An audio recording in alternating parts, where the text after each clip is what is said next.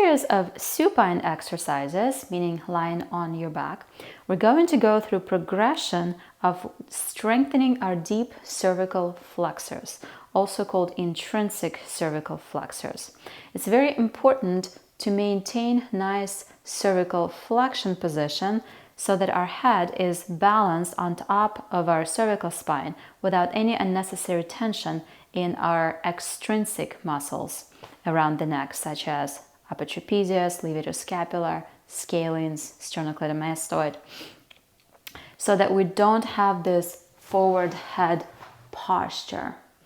When we nod our chin, we should have that upper cervical flexion, and then as we look down, as opposed to frequently we end up reversing that sequence.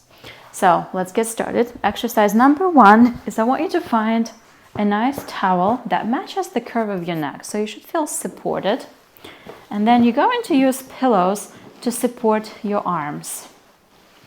It's important to support arms to start because you don't want to have any unnecessary tension on the neck from our shoulders. Frequently, if our upper trapezius and levator-scapular muscles are overworked, they will add compressive forces onto our facet joints, and it would diminish the movement that we're trying to accomplish. So keeping hands supported on the towel, the back of the neck, on the pillows, the back of your neck is supported on the towel.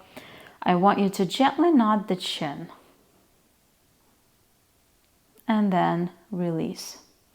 As you nod the chin, think of rolling down your chin towards the front of the body and then returning to the starting position.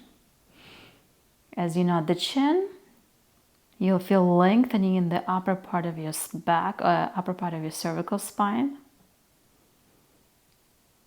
And then as you release, you feel the return of that curvature in the neck. So we'll do about 10 of those. And release. After 10 repetitions or so, we're going to work on rotational control around vertical axis. So you're going to nod the chin gently and then focusing on rotation around the vertical axis as you turn your head to the left and then turn your head to the right. Notice any compensatory extension or side bending that you might feel. If that happens, reset, move a little bit slower, perhaps lower the range until you find full and unrestricted motion around that vertical axis. And coming back. Once you've mastered those two, the third exercise is building on strength and endurance. So if those two felt good, you're able to progress to the third one. Here we're going to do a chin nod, so that upper cervical flexion, and then I want you to maintain it as you lift your head. My eye gaze is focused on my knees. I'm going to hold this for about 10 seconds or so, and then lowering back down, releasing the chin nod.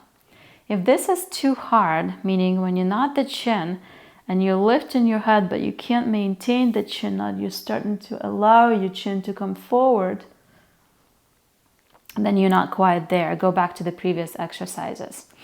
Or there is a modification, and I'm going to show it to you. We're going to do an assisted head lift. So instead of lifting your head, we're going to put one arm behind your head and you're going to support it.